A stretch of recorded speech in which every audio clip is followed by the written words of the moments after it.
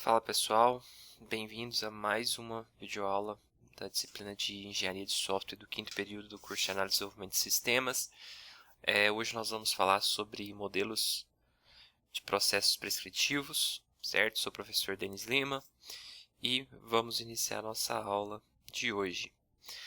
Na aula passada nós falamos sobre a importância da adoção e do uso do fluxo de processo, do processo de software.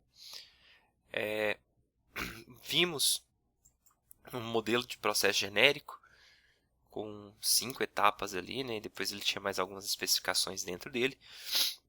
E vimos também, né, fluxos de processos de desenvolvimento de software. E começamos a falar um pouquinho de modelos prescritivos, certo? Aqui nós vimos, nos fluxos, nós vimos 4, né? Linear, iterativo, paralelo e incremental, evolucionário. Isso. E aí hoje, o que nós vamos ver aqui? Nós vamos ver o modelo cascata, certo? Vamos ver dentro do cascata tem uma pequena variação do modelo em V. Vamos ver o modelo incremental, o modelo evolucionário. Dentro do modelo evolucionário tem o modelo espiral e a prototipação e o modelo concorrente. Então, só para recapitular aqui. Vimos os fluxos de processo, certo? Quando você vai desenvolver um software, quando você está ali você tem uma equipe de desenvolvimento, você tem que escolher um fluxo. Como que vai ser o desenvolvimento, as etapas que vão existir nesse processo de desenvolvimento de software. Depois disso, você tem que escolher um modelo para desenvolver esse software. E hoje nós vamos ver os modelos. Esses modelos de hoje são criados com base nos fluxos de processo que nós vimos na aula passada. Então, vamos lá. Modelo cascata. O modelo cascata, pessoal, ele é conhecido como modelo clássico. Por quê? Ele foi um dos primeiros a ser criados, né? E ele traz aí a cara, né, da sua base ali, o fluxo de processo linear. Certo? Também conhecido como top-down, né? Cascata, top-down. E ele foi proposto pelo Royce em 1970 e até meados da década de 80 era o único modelo que tinha aceitação ampla. Então, vai desenvolver um software? Vamos usar o modelo cascata, ou o modelo top-down, certo? Ele possui um ciclo de vida clássico, que é baseado lá no fluxo de processo linear, e tem uma sistemática. Ele tem um fluxo de processo sequencial e baseado numa sistemática, onde você não pode passar para a próxima fase sem finalizar por completo a fase anterior. Então, esse é o modelo cascata. Então, olha só, pessoal. Tudo se começa aqui na fase de comunicação, certo? Onde a empresa, né, ou a pessoa com a necessidade procura quem vai desenvolver esse software, eles conversam sobre o software, certo? E aí é feito algumas etapas de comunicação mesmo, de troca de informações, para depois finalizar essa etapa de comunicação e passar para planejamento. E aí, acabou a parte de comunicação, não se volta aqui para a parte de comunicação. Assim que você passou para a parte de planejamento, você dá sequência somente à parte de planejamento, sem contato com o cliente que está aqui, digamos assim. Depois é feita a modelagem, construção e implantação e entrega do software. Essas etapas, assim que você pula para a próxima, você não tem, digamos que,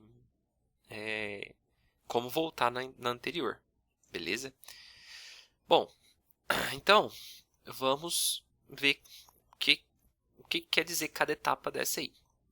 Então, a comunicação é a parte do início do projeto, né? Quando você vai conversar entre empresa e cliente para levantar ali os dados levantar a necessidade que aquela empresa precisa em torno daquele software e, digamos que assim, juntar esses dados, ter esses dados em mãos, certo? Na próxima etapa, aí tem a parte de planejamento, que aí vem as estimativas de custo, de tempo de entrega, de efetividade daquela solução, de riscos, estão todas aqui. Cronogramas, todo mundo sabe que é um cronograma, né? As etapas, o que você vai entregar em cada etapa e uma forma de acompanhar o projeto. Esse acompanhamento aqui está relacionado diretamente ao cronograma e com as estimativas. Primeiro você vai estimar, né, quanto tempo vai gastar, quanto de valor, vai pensar aí nisso, depois você faz um cronograma para entrega e usa esse cronograma para acompanhar o desenvolvimento do projeto.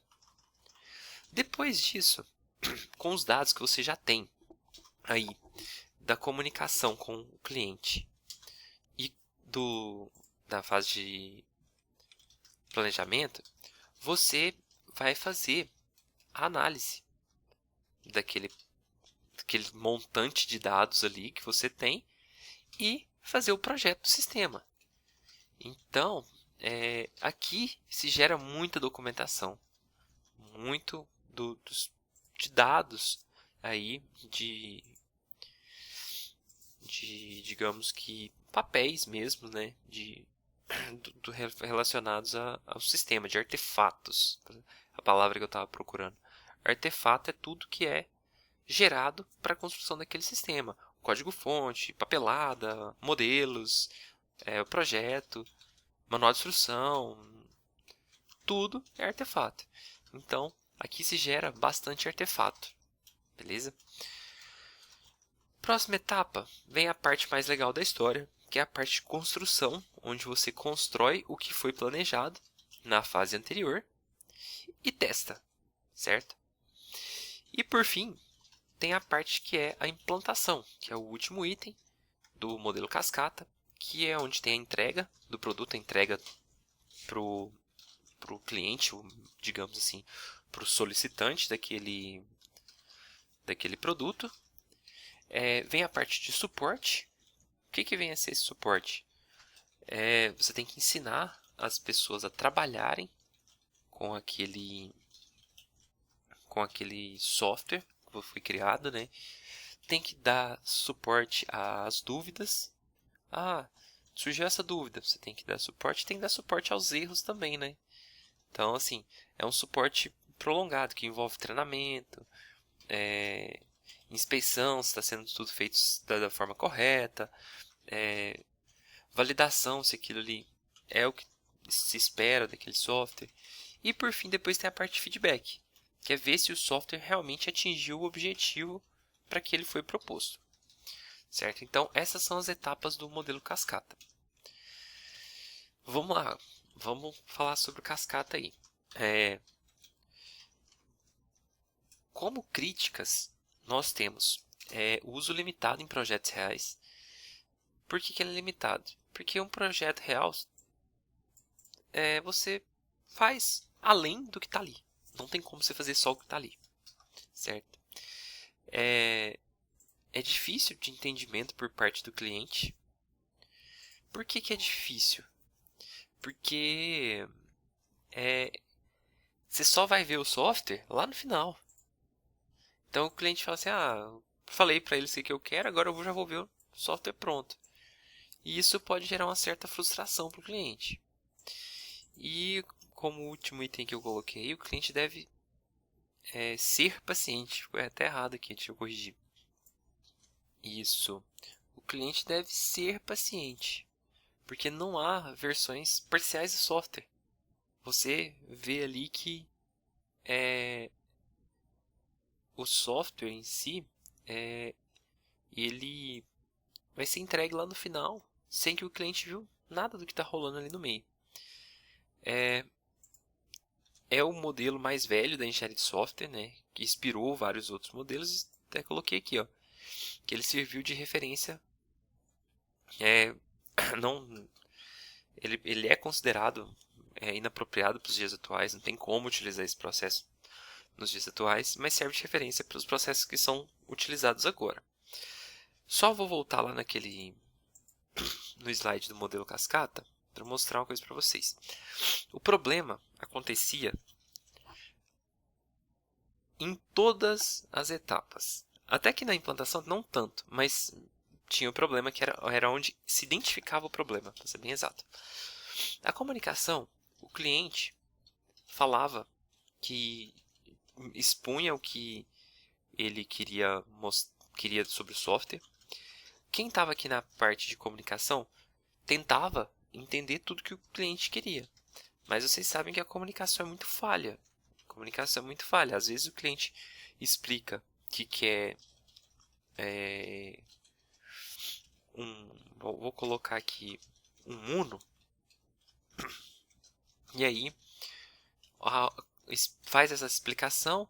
O cara que está comandando essa explicação, a equipe que está comandando essa comunicação, entende que ele quer um Golf. E aí o pessoal que pega esses dados da comunicação aqui no planejamento acha que é para fazer uma BMW, planeja tudo isso, o pessoal modela um Porsche, aí na hora de construir o pessoal constrói uma Ferrari, e na hora de implementar o cliente fala, opa, eles trouxeram para mim uma Ferrari com um monte de coisas que não atende a minha demanda, sendo que quando eu solicitei eu só queria um Uno. Então, o problema desse modelo, o principal problema, é a comunicação e a falta de acompanhamento pelo cliente. Certo? Então, isso é o grande problema que quando se adotava o modelo cascata, você tinha ele implícito ali, que era a falta de acompanhamento do cliente em todas as etapas. Beleza? Então, vamos dar continuidade aqui. Aí tem um modelo em V, que é a variação do modelo cascata, né? A equipe de desenvolvimento deve mover para baixo, partindo da esquerda do V. Então, a ideia é que a equipe de desenvolvimento faça esse processo. Vou desenhar aqui, ó. Venha, opa, não quadrado. Deixa o quadrado aí. Vamos usar a caneta. Isso, ó. Que faça esse processo, seguindo a seta. E aí tem requerimento de modelagem, design de arquitetura, design de componentes, geração de código. E aí segue essas etapas aqui, que é um modelo baseado no modelo cascata, certo? Para tentar melhorar o problema do modelo cascata original. Deixei algumas anotações aqui, como os requisitos básicos são refinados e progressivamente detalhados. Então isso aqui amenizava aquela questão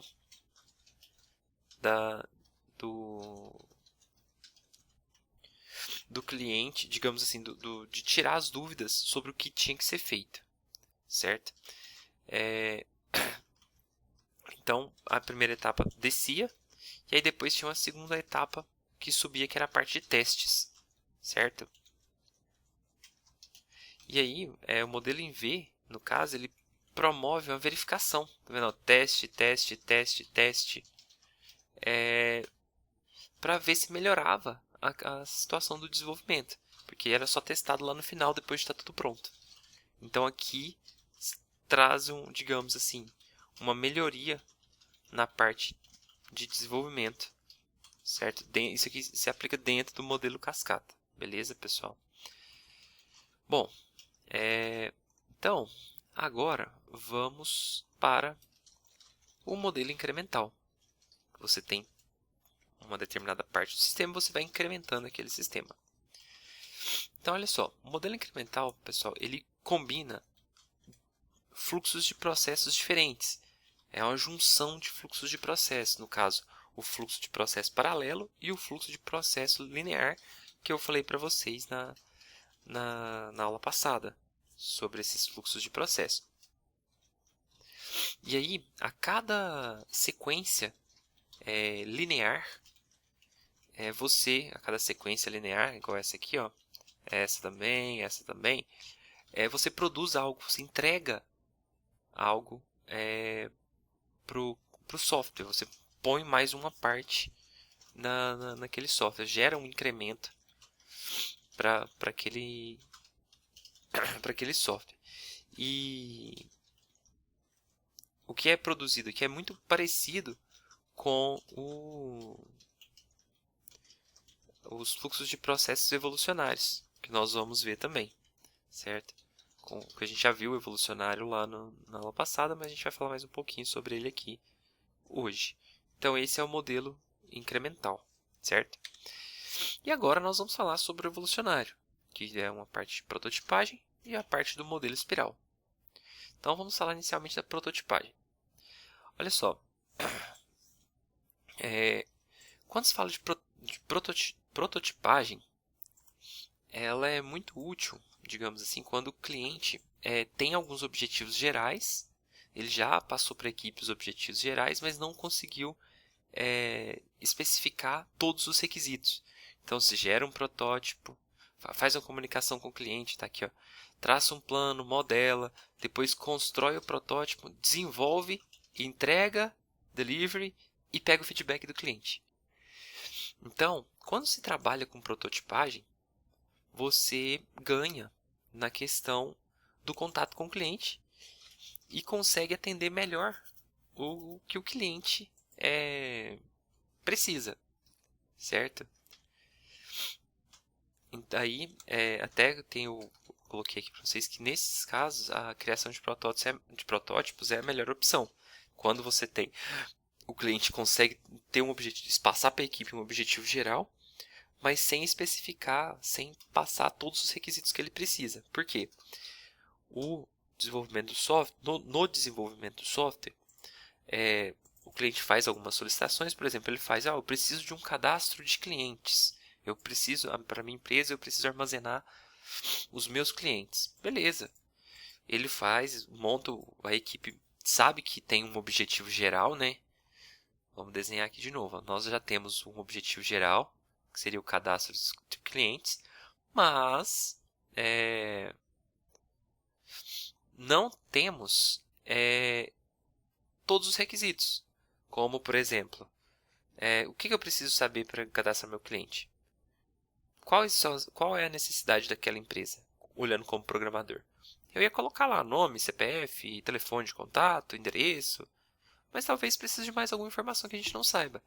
Então, quando está nessa situação, a prototipação é a melhor opção a ser adotada aí, certo? Os protótipos podem ser utilizados standalones, que é, digamos que, desenvolver em partes separadas, digamos assim. Uma parte do software desenvolve separadamente da outra parte, sem contato, certo? E depois é feita essa junção. E o protótipo serve como sendo o primeiro sistema a ser evoluído, certo? Quando se fala de evolucionário, de modelo de processo evolucionário, você tem que pensar que tudo pode ser melhorado. Então você começa com uma base pequena e vai evoluindo aquela base, tentando atender as necessidades. Bom, falamos agora da prototipagem, né? Agora vamos falar do modelo espiral. Esse modelo, pessoal, assume o processo de desenvolvimento em ciclos, contendo fases de avaliação de planejamento. Então eu tenho aqui ciclos de desenvolvimento e durante esse desenvolvimento tem fase de avaliação e planejamento. Ou seja, ele já melhora a questão do modelo cascata, que é um ciclo só. Começa na comunicação e termina lá na implantação e fim. Esse não, esse você tem ciclos, que passa por todas essas etapas repetidas vezes. O modelo original teve 4 fases, foi proposto com 4 fases, certo? Que tem aqui, ó, planejamento, análise de riscos, engenharia e avaliação do cliente. Planejamento, parte de comunicação, planejamento mesmo, que são fases do modelo cascata. Depois entra aqui uma análise, né? Faz análise de tudo, projeta, analisa os riscos. Aqui modela tudo e constrói, certo? Parte de engenharia e construção. E depois vem para a parte de avaliação do cliente, que é a parte do feedback. Então, pode ver que a linha começa aqui, passa por essa etapa, chegou aqui, vamos desenvolver mais uma parte. Aí faz planejamento, análise de risco, engenharia de novo, construção, entrega para o cliente avaliar. E assim vai sucessivamente, quantas vezes for necessário. Coloquei outro modelo aqui para vocês, que pode ser utilizado nesse também. É um modelo proposto, né? Então, olha só. Você começa aqui no levantamento de requisitos do sistema e software, depois desenha, codifica, testa, e aí vai até você finalizar aquele software. Quantas voltas for necessário nesse modelo espiral. O modelo espiral, pessoal, ele é dividido em uma série, né, de atividades desenvolvidas pelo time de engenharia de software. O time da engenharia de software daquela empresa que vai desenvolver aquele projeto escolhe quais as etapas que eles vão colocar lá naquele modelo espiral, certo? Então, fica a critério da equipe de desenvolvimento. As variações do modelo espiral consideram de 3 a 6 tarefas ou setores da espiral, certo? E aí eles sugerem esses itens aqui, mas eu já vi casos de ter até 8, tá, pessoal? Isso aqui é que está na bibliografia, beleza? Então, ó, comunicação com o cliente, planejamento, análise de riscos, engenharia, construção e liberação e avaliação do cliente. Eu acho que todos os 6 passos são muito importantes e que deveriam estar na espiral, certo? Então, se hoje eu fosse adotar um modelo espiral como modelo de desenvolvimento, eu iria colocar os 6 itens que estão aqui. Todos são muito importantes, certo? Vantagens de se usar o modelo espiral. Você tem versões ao final de cada fase, né? E além disso, você rodou o espiral uma vez ali. Então você já tem uma pequena versão do software. Rodou outra vez, você vai ter um software mais completo, porque você desenvolveu algo a mais, certo? Ele traz a melhoria do modelo cascata, né, que é visível essa melhoria. Você tem fases de contato com o cliente, onde você entrega algo para o cliente e ele vê que aquilo ali está funcionando, certo? Que é uma parte do sistema já está pronta. É a melhor estratégia para desenvolver software complexo. Quando tem muito requisito aí, é o melhor para resolver esse tipo de problema com software complexo. Aí você desenvolve uma parte, vê qual é a necessidade, planeja, modela, depois você desenvolve, testa e entrega para o cliente ver como que está. E faz esse processo várias vezes que você vai chegar a um sucesso maior do que dos outros modelos, digamos assim. Desvantagem. Há um tempo atrás, era difícil você convencer o cliente de trabalhar dessa forma. Hoje, já é mais tranquilo. Hoje você mostra que isso é viável. Mas também ainda não é tão simples. Quando se trabalha com clientes, digamos assim, quando eu falo a clientes, eu me refiro a solicitante de software, tá, pessoal? Quando eu uso esse conceito de definição, o solicitante do software. Se é uma empresa, se é uma pessoa, lá da primeira aula, quando a gente falou sobre software, como que nascia ali a concepção do software, então, o solicitante do software, certo? A dificuldade de convencer esses novos solicitantes, porque muitas das vezes o cara que está solicitando ali, ele quer uma solução para a empresa dele. E pode ser que ele não esteja disposto a estar à sua disposição para fazer esse processo de comunicação várias vezes e tal. E então isso pode gerar uma certa dificuldade. E outro ponto interessante é que para usar o modelo espiral, o seu time de desenvolvimento precisa saber avaliar os riscos, certo? É complicado? Demais. Não é fácil avaliar risco, mas é muito importante, certo? Se você vai desenvolver um software, tem que ter avaliação de risco. Isso vai garantir melhor qualidade no desenvolvimento do software, vai diminuir os erros, vai encontrar possíveis problemas antes que eles aconteçam. Então, uma série de vantagens em se avaliar os riscos. Beleza? Bom, por fim, eu vou falar bem rápido do modelo concorrente, não tem muito segredo sobre isso. O modelo concorrente, pessoal, é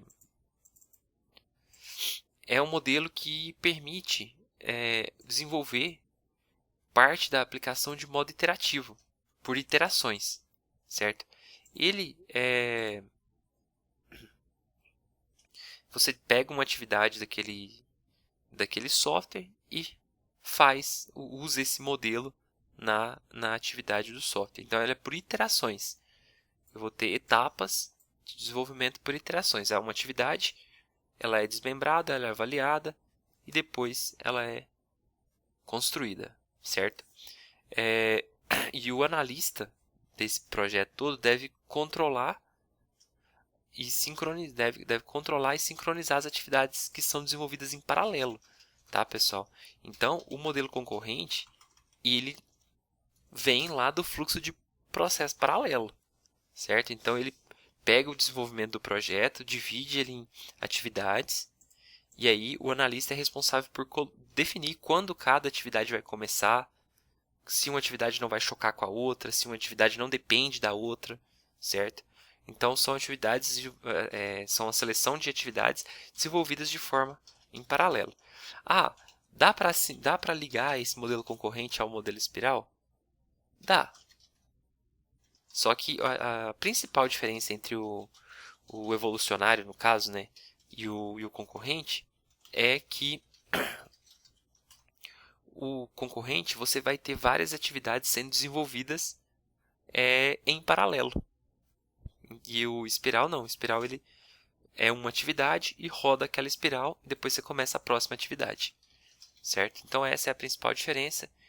E esse é o modelo concorrente. Eu não vou explicar ele detalhado aqui para vocês, porque é basicamente as mesmas atividades que a gente tem nos outros modelos aí, certo? Então, pessoal, só para finalizar a aula de hoje, nós vimos aí o modelo cascata, né? Falamos da variação dele, que tem um modelo em V, que ocorre lá dentro do desenvolvimento do software. Vimos o modelo incremental, que a cada etapa nós vamos incrementando uma parte do software. O modelo evolucional, que dentro dele tem o modelo espiral e a prototipação. E temos o modelo concorrente. Bom, o que rolou aí, pessoal? Dentro, vocês podem ver que a gente tem vários modelos aqui. Todos esses modelos contribuíram para o que temos hoje, como trabalhamos hoje, certo? É usado isso aqui ainda? Sim, claro. Isso aqui é base para desenvolvimento de projeto. Isso aqui não vai acabar. O cascata e o InV continua? Não. O que foi desenvolvido agora? Foi levantadas as melhores práticas do incremental, do evolucionário, da prototipação, do modelo concorrente e juntou.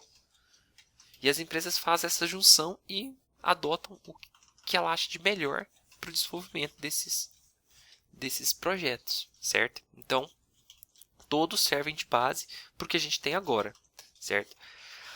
Para finalizar, o que nós vamos ver na próxima aula? Nós vamos falar sobre desenvolvimento de software ágil, maravilha da humanidade, solução de 99% dos problemas de desenvolvimento de software, certo? Vamos falar aí sobre os princípios de desenvolvimento de software ágil, vamos falar sobre as metodologias ágeis, vamos ver um pouco sobre Scrum e XP, que são... O Scrum é uma metodologia de desenvolvimento de software ágil, porém, não é só para desenvolvimento de software que você pode aplicar ela. Pode aplicar para o que você quiser. XP já é voltado para desenvolvimento de software mesmo, certo? Bom, pessoal, então finaliza aqui a nossa aula de modelos de processos prescritivos. Qualquer dúvida, pode entrar em contato. Estou à disposição para conversar com vocês. E é isso, pessoal. Um grande abraço a todos e até a próxima aula.